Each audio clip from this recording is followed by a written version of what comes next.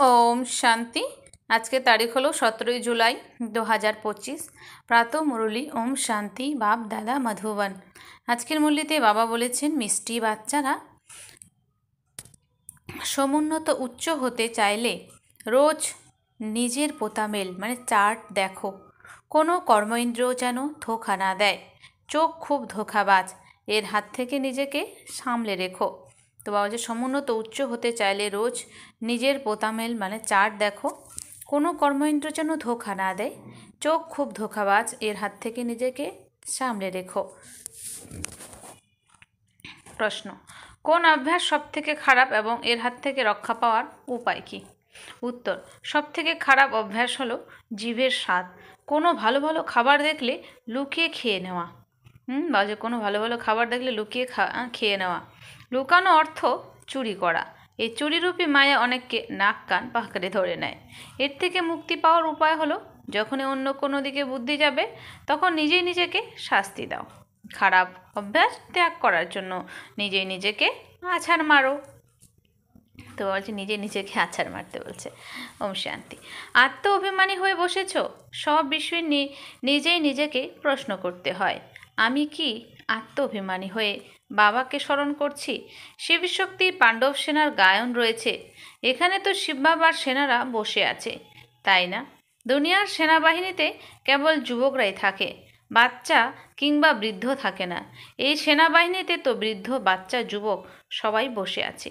মায়াকে পরাজিত করার জন্য এই সেনাবাহিনী গঠন করা হয়েছে। প্রত্যেককে মায়ার উপর জয়ী হয়ে বাবার কাছ থেকে অসীম উত্তরাধিকার নিতে হবে। বাচ্চারা জানে যে মায়া খুবই শক্তিশালী। কর্মেন্দ্রিয়গুলির সবথেকে বেশি ধোঁকা দেয়। চার্ট লেখার সময় এটাও লিখবে যে আজ কোন কর্মেন্দ্রিয় ধোঁকা দিয়েছে। আজ অমুক ব্যক্তিকে দেখে স্পর্শ করতে ইচ্ছে হয়েছে। চোখ খুবই ক্ষতিকারক। তো বলছে আমাদের চোখগুলো হচ্ছে খুব ক্ষতিকারক। প্রত্যেক কর্মেন্দ্রিয়কেই দেখতে হবে যে কে কে বেশি ক্ষতিকারক। এক্ষেত্রে সূরদাসের উদাহরণ দেওয়া হয়। নিজেকে চেক করতে হবে। চোখ খুব ধোঁকা দেয়। কেউ হয়তো অনেক সার্ভিস করে কিন্তু চোখ খুব ধোঁকা দিয়ে দেয়। এক্ষেত্রে খুব সতর্ক থাকতে হবে, কারণ এটা তো শত্রু, তাই না? আমাদের পথ ভ্রষ্ট করে দেয়। যেসব বাচ্চা বিচক্ষণ হবে তারা অবশ্যই নোট করবে। ডায়েরি যেন পকেটেই থাকে। যেভাবে ভক্তিমার্গে বুদ্ধি অন্যদিকে চলে গেলে নিজেই নিজেকে চিমটি কাটে, সেরকম তোমাদেরও নিজেকে সাজা দেওয়া উচিত। খুব সতর্ক থাকতে হবে। কর্মেন্দ্রগুলো ধোঁকা দিচ্ছে না তো, এইসব বিষয় থেকে নিজেকে সরিয়ে আনতে হবে। দাঁড়িয়ে দাঁড়িয়ে দেখলে চলবে না। স্ত্রী পুরুষের মধ্যেই কত ঝামেলা। তো বলছি স্ত্রী আর পুরুষের মধ্যে যত সব ঝামেলা, দেখলেই কাম বিকার বস্তুর দৃষ্টি চলে যায়। সেভাবেই সন্ন্যাসীরা চোখ বন্ধ করে বসে থাকে। কোনো কোনো সন্ন্যাসী তো স্ত্রী লোকের দিকে পিছন ফিরে বসে থাকে। পরিবর্তে ওইসব সন্ন্যাসীরা কি ফল পায়? খুব বেশি হলে 10-20 লাখ কিংবা কয়েক কোটি সঞ্চয় করবে।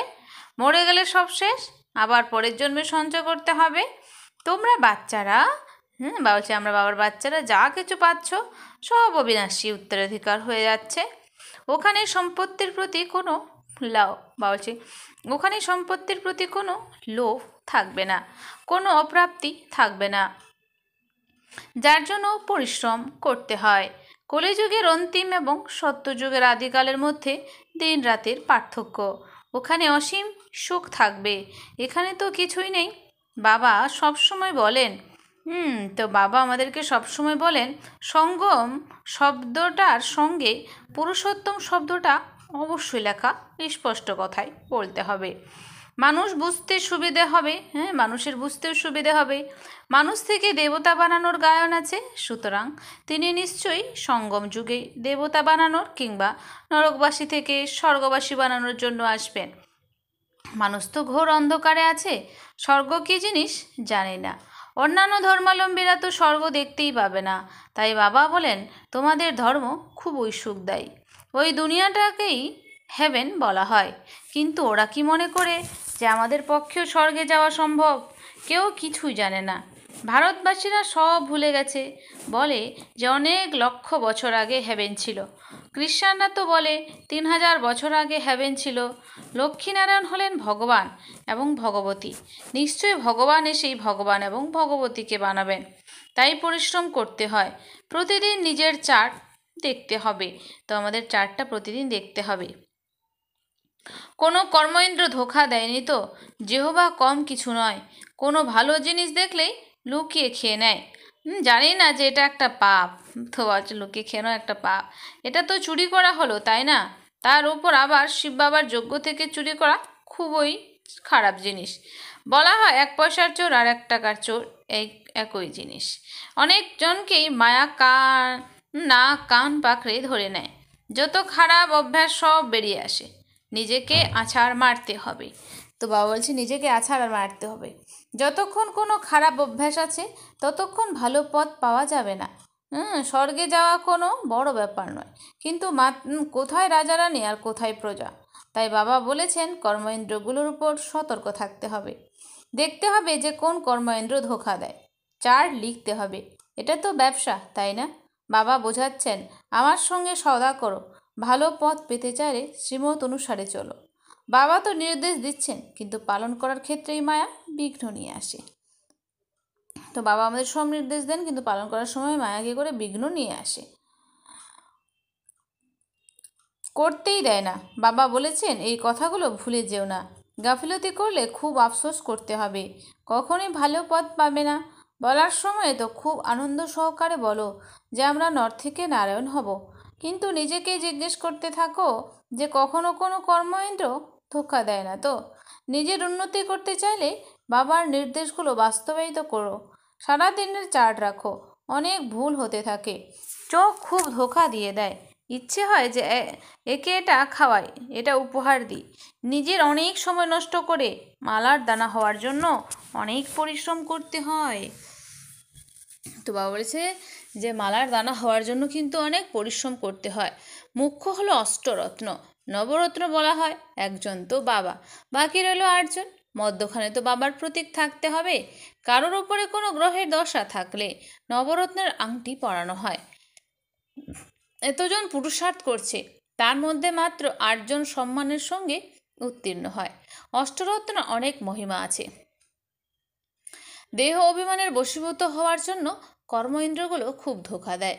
ভক্তিমার্গেও এরকম চিন্তা করে যে মাথায় অনেক পাপের বোঝা আছে, তাই দান পূর্ণ করলে সেই পাপ মুছে যাবে। সত্যযুগে এরকম কোনো চিন্তা থাকবে না, কারণ সেখানে রাবণের রাজত্ব নেই। ওখানেও যদি এরকম ব্যাপার থাকে তবে নরক আর স্বর্গের মধ্যে তো কোনো পার্থক্যই থাকবে না। তো সেখানে এরকম থাকলে নরক আর স্বর্গের মধ্যে কোনো পার্থক্য থাকবে না। তোমাদেরকে এত উঁচু পদ দেওয়ার জন্য স্বয়ং ভগবান বসে থেকে পড়াচ্ছেন। তো বাবা যাতে আমরা উঁচু পদ পাই তার জন্য বাবা কিন্তু বসে থেকে আমাদের পড়াচ্ছেন। বাবা যদি স্মরণে নাও আসেন তবে শিক্ষাদাতার টিচার তো স্মরণে আসবেন। তো বাবা যদি না আসে তাহলে বাবা শিব বাবা আমাদের শিক্ষা দিচ্ছেন যে শিক্ষক, তাকে তো স্মরণে আসবে। আচ্ছা, এটা তো স্মরণ করো যে আমাদের বাবা এবং সদ্গুরু একজনেই। মানুষ তো আসরিক মত অনুসারে চলে। বাবার কত তিরস্কার করেছে। বাবা এখন সকলের উপকার করেছেন, তাই বাচ্চারা তোমাদেরকে উপকার করতে হবে। কারোর অপকার করো না, খারাপ দৃষ্টি যেন না যায়। এতেই নিজেরই ক্ষতি করো। অন্যের ওপরেও এর প্রভাব পড়ে। তো বলছে অন্যের উপরেও কিন্তু এর প্রভাব পড়ে। বাবা বলেছে লক্ষ্য খুব বড়, তাই প্রতিদিন নিজের চার্ট চেক করো। কোনো বিকর্ম করিনি তো? এই দুনিয়াটাই হলো বিকর্মের দুনিয়া। বিকর্মাজিৎ দেবতাদের সম্বন্ধে কেউই কিছু জানে না। বাবা বোঝাচ্ছেন 5000 বছর আগে বিকর্মজিৎ অব্দ ছিল, কিন্তু পরবর্তীকালে বিকর্ম অব্দ শুরু হয়েছে। রাজারও বিকর্ম করছে। তাই বাবা এখন বলেছেন আমি তোমাদেরকে কর্ম অকর্ম এবং বিকর্মের গতি সম্বন্ধে বোঝাচ্ছি। রাবণের রাজত্বে তোমাদের কর্মগুলো বিকর্ম হয়ে যায়, কিন্তু সত্যযুগে তোমাদের কর্মগুলো অকর্ম হবে, বিকর্ম হবে না। ওখানে বিকারের কোনো চিহ্ন থাকবে না। এই সময়ে তোমরা জ্ঞানরূপী ত্রিনয়ন লাভ করো। তোমরা এখন বাবার দ্বারা ত্রিনয়নে ত্রিকালদর্শী হয়েছ।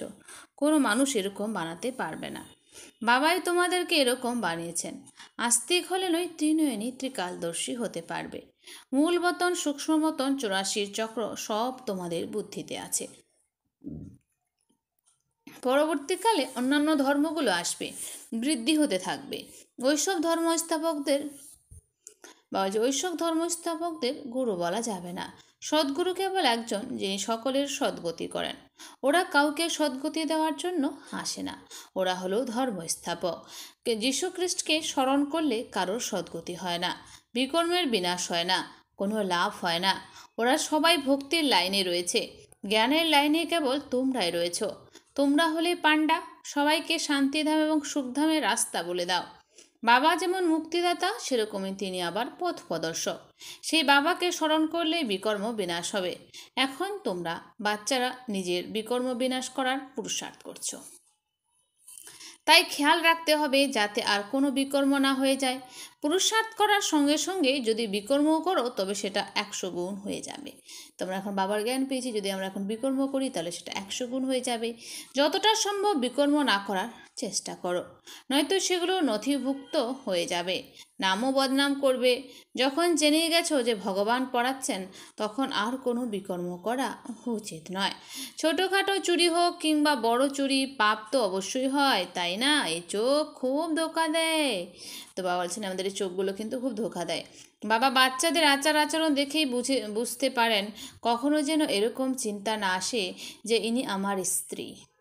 কখনো যেন এত পুরুষার্থ করতে হবে যেন আসেন আমার স্ত্রী। আমরা হলাম ব্রহ্মকুমার কুমারী, শিব বাবার নাতি নাতনি। আমরা তো শিব বাবার কাছে প্রতিজ্ঞা করে রাখি বেঁধেছি, তারপরে কেন চোখ ধোঁকা দেয়? স্মরণের শক্তির দ্বারা যে কোনো কর্ম ইন্দ্রিয়ে ধোঁকা দেওয়া থেকে মুক্তি পেতে পারো। অনেক পরিশ্রম করতে হবে। বাবার নির্দেশ অনুসারে চার্ট লেখো। স্ত্রী পুরুষরা নিজেদের মধ্যে এরকম কথা বলো যে আমরা তো বাবার কাছ থেকে সম্পূর্ণ উত্তরাধিকার নেব, টিচারের কাছে পুরো পাঠ পড়ব। এরকম টিচার তো আর কখনোই পাবো না, যিনি অসীম জগতের জ্ঞান দেবেন। লক্ষ্মীনারায়ণই তো এইসব জানবে না, তাই তাদের পরে যারা আসবে তারা কিভাবে জানবে? বাবা বলেছেন কেবল তোমরাই সঙ্গম যুগে এই সৃষ্টির আদি মধ্য অন্তিমের জ্ঞান জানতে পারো। বাবা অনেক কিছু বোঝান, এটা করো এভাবে করো, কিন্তু এখান থেকে উঠে গেলেই সব ভুলে যায়। এরা বুঝতে পারে না যে স্বয়ং শিব বাবা আমাদের বোঝাচ্ছেন। সব সময় মনে করো যে শিব বাবা বোঝাচ্ছেন, এনার ছবিও রেখো না। বলছে এনার মানে বাবার ছবিও রেখো না, এটা তো লোন নেওয়ার মানে ব্রহ্ম বাবার কথা। ইনিও পুরুষার্থ করেছেন, ইনিও বলেছেন যে আমি বাবার কাছ থেকে উত্তরাধিকার নিচ্ছি। তোমাদের মতো ইনিও স্টুডেন্ট লাইফে আছেন, ভবিষ্যতে তোমাদের অনেক মহিমা করা হবে। এখন তো তোমরা পূজনীয় দেবতা হওয়ার জন্য পড়ছো, এরপর সত্যযুগে তোমরা দেবতা হবে। এইসব কথা কেবল বাবা ছাড়া আর কেউ বোঝাতে পারবে না। যদি কোনো ব্যক্তির ভাগ্যই না থাকে তবে সেই সংশয় প্রকাশ করে শিব বাবা কীভাবে পড়াবেন? আমি মানি না, না মানলে শিব বাবাকে স্মরণ করবে কিভাবে? বিকর্ম বিনাশ হবে না। এভাবে ক্রমানুসারে পুরো রাজধানী স্থাপন হচ্ছে। দাস দাসীদেরও তো প্রয়োজন আছে। রাজারা উপহার হিসেবে দাস দাসী পেত। এখানেই যদি এত দাস দাসী থাকে তবে সত্যযুগে আরও কত থাকবে। কখনোই এমন ঢিলে ঢালা পুরুষার্থ করা উচিত নয় যে ওখানে গিয়ে দাস দাসী হতে হবে। বাবাকে জিজ্ঞেস করতে পারো, বাবা যদি এখনই মৃত্যু হয় তাহলে কেমন পথ পাবো? বাবা সঙ্গে সঙ্গে বলে দেবেন। নিজেই নিজের চার্ট দেখো, অন্তিমে তো ক্রমানুসারে কর্মাতীত অবস্থা হয়েই যাবে। এটাই হলো সত্যিকারের উপার্জন। ওই উপার্জনের জন্য দিন রাত কত ব্যস্ত থাকে। যারা শেয়ার কেনা বেচার দালালের কাজ করে দালালের কাজ করে, তারা এক হাতে খাবার খায় আর অন্য হাতে ফোন করে ব্যবসা সামলায়। তাহলে বলো এরকম ব্যক্তিরা কি জ্ঞান মার্গে চলতে পারবে? তো সেরকম ব্যক্তিরা কি জ্ঞান মার্গে চলতে পারবে? বলে দেয় যে আমার তো সময় নেই। আরে আসল উপার্জন তো এখানেই হয়। তো বাবা বলেছেন যে আসল উপার্জন তো আমাদের বাবার কাছেই হয়। কেবল বাবাকে স্মরণ করলেই বিকর্ম বিনাশ হয়ে যাবে। অষ্টদেবতা ইত্যাদি কতজনকে তো মানুষ স্মরণ করে, কিন্তু ওদেরকে স্মরণ করলে কিছুই পাওয়া যাবে না। বাবা বারে বারে প্রত্যেকটা বিষয় বোঝাতে থাকেন, যাতে কেউ বলতে না পারে যে বিষয়টা তো বাবা বোঝায়নি। বাচ্চারা তোমাদেরকে তো সবার কাছে বার্তা পৌঁছাতে হবে। এরোপ্লেন থেকেও হ্যান্ডবিল ছড়ানোর চেষ্টা করতে হবে। ওতে লেখো যে শিব বাবা এরকম বলেন, ব্রহ্মা বাবাও হলেন শিব বাবার সন্তান। যেহেতু তিনি প্রজাপিতা তাই তিনি পিতা, আবার ইনিও পিতা। মুখে শিব বাবা বললেই অনেক বাচ্চার চোখে প্রেমের অশ্রু চলে আসে। কখনো বাবাকে দেখিওনি, পত্র লেখে, বাবা কবে আমি তোমার সাথে গিয়ে সাক্ষাৎ করব? আমাকে বন্ধন থেকে ছড়িয়ে দাও। অনেকে বাবার অথবা প্রিন্সের সাক্ষাৎকার করে, ভবিষ্যতে অনেকের সাক্ষাৎকার হবে, কিন্তু পুরুষার্থ করতে হবে। মৃত্যুর সময় মানুষকে বলা হয় ভগবানকে স্মরণ করো, দেখবে তোমরা অন্তিমে অনেক পুরুষার্থ করবে, স্মরণ করতে লেগে যাবে। বাবা নির্দেশ দিচ্ছেন, বাচ্চারা যেটুকু সময় পেয়েছো সেই সময়ে পুরুষার্থ করে মেকআপ করে নাও। বাবার স্মরণে থেকে বিকর্ম বিনাশ করলে পরে এসে আগে এগিয়ে যাওয়া সম্ভব। যেমন ট্রেন লেট করলে মেকআপ করে দেয়, তোমরা এমন সময় এখন সময় পেয়েছো, তাই মেকআপ করে নাও, এখানে এসে উপার্জন করতে লেগে যাও। বাবা মত দিচ্ছেন, এরকমভাবে চলে নিজের কল্যাণ করো, বাবার শ্রীমত অনুসারে চলো। এরোপ্লেন থেকে হ্যান্ডবিল ছড়াও, যাতে মানুষ বুঝতে পারে যে এরা তো একদম সঠিক বার্তা দিচ্ছে। ভারত কত বড় দেশ, সবাইকে জানাতে হবে, যাতে পরে কেউ না বলতে পারে যে বাবা আমি তো জানতে পারিনি, যাতে পরে না বলতে পারে যে আমি তো জানতেই পারিনি। আচ্ছা, মিষ্টি মিষ্টি হারানিধি বাচ্চাদের প্রতি মাতা পিতা বাপদাদার স্মরণে স্নেহ সুমন আর সুপ্রভাত। আত্মাদের পিতা তার আত্মারূপী বাচ্চাদেরকে জানাচ্ছেন নমস্কার। আমরা সমস্ত আত্মারূপী বাচ্চারা জানাই মাতা পিতা বাপদাদাকে স্নেহ সুমন আর নমস্কার। ধারণার জন্যে মুখ্য সার: 1 নম্বর, বিচক্ষণ হয়ে নিজের চেকিং করতে হবে, যে চোখ কখনো ধোঁকা দেয় না। তো বাবা বলেছে যে বিচক্ষণ হয়ে আমাদের নিজের চেকিং করতে হবে, চোখ কখনো ধোঁকা দেয় না। তো কোনো কর্ম ইন্দ্রিয়ের বশীভূত হয়ে উল্টাপাল্টা কাজ করা উচিত নয়। স্মরণের শক্তির দ্বারা স্মরণের শক্তির দ্বারা কর্ম ইন্দ্রিয়ের ধোঁকা থেকে মুক্ত হতে হবে। স্মরণের শক্তির দ্বারা কর্ম ইন্দ্রিয়ের ধোঁকা থেকে আমাদেরকে মুক্ত হতে হবে। 2, এরকম সত্যিকারের উপার্জনের জন্য সময় বের করতে হবে। তো আমাদের এখন সত্যিকারের উপার্জনের জন্য সময় বের করতে হবে। পরে এসেও পুরুষার্থ করে মেকআপ করে নিতে হবে। এটা বিকর্ম বিনাশ করার সময়, তাই না? তাই আর কোনো বিকর্ম যেন না হয়। বরদান: বালক তথা মালিকের পাঠের দ্বারা নিরহংকারী আর নিরাকারী ভব। বালক তথা মালিকের পাঠের দ্বারা নিরহংকারী আর নিরাকারী ভব। বালক হওয়া অর্থাৎ লৌকিক জীবনের পরিবর্তন হওয়া। বালক হওয়া অর্থাৎ লৌকিক জীবনের পরিবর্তন হওয়া। কেউ যত বড় দেশেরই মালিক হয়, ধন বা পরিবারের মালিক হয়, কিন্তু বাবার কাছে সবাই হলো বালক। তোমরা ব্রাহ্মণ বাচ্চারে বালক হও, তো নিশ্চিন্ত বাদশাহ আর ভবিষ্যতে বিশ্বের মালিক হবে। আমি হলাম বালক তথা মালিক, এই স্মৃতি তথা নিরহংকারী নিরাকারী স্থিতির অনুভব করায়। আমি হলাম বালক তথা মালিক, এই স্মৃতি তথা নিরহংকারী নিরাকারী স্থিতির অনুভব করায়। বালক অর্থাৎ বাচ্চা হওয়া মানে মায়ার প্রভাব থেকে বেঁচে যাওয়া। বালক অর্থাৎ বাচ্চা হওয়া মানে মায়ার প্রভাব থেকে বেঁচে যাওয়া। স্লোগান: প্রসন্নতাই হলো ব্রাহ্মণ জীবনের পার্সোনালিটি, তাই সদা প্রসন্ন চিত্ত থাকো। প্রসন্নতাই হলো ব্রাহ্মণ জীবনের পার্সোনালিটি, তাই সদা প্রসন্ন চিত্ত থাকো। অব্যক্ত ইশারা: সংকল্পের শক্তি জমা করে শ্রেষ্ঠ সেবার নিমিত্ত হও। সংকল্পের শক্তি জমা করে শ্রেষ্ঠ সেবার নিমিত্ত হও। যে কাজ আজকের দিনে অনেক পদমপতিও করতে পারে না, সেটা তোমাদের এক সংকল্প কোনো আত্মাকে পদমপতি করতে পারে। যে কাজ আজকের দিনে অনেক পদমপতিও করতে পারে না, সেটা তোমাদের এক সংকল্প কোনো আত্মাকে পদমপতি করতে পারে। এই জন্য শ্রেষ্ঠ সংকল্পের শক্তি জমা করো। শ্রেষ্ঠ সংকল্পের শক্তিকে এমন স্বচ্ছ বানাও যেন অল্প একটু ব্যর্থের অস্বচ্ছতা না থাকে। তো শ্রেষ্ঠ সংকল্পের শক্তিকে এমন স্বচ্ছ বানাও যেন অল্প একটু ব্যর্থের অস্বচ্ছতাও যেন না থাকে। তখন এই শক্তি কামাল করার মতো কাজ করবে। তখন এই শক্তি কামাল করার মতো কাজ করবে। আচ্ছা, ওম শান্তি। ধন্যবাদ বাবা আজকের এই সুন্দর মিষ্টি মুরলির জন্য।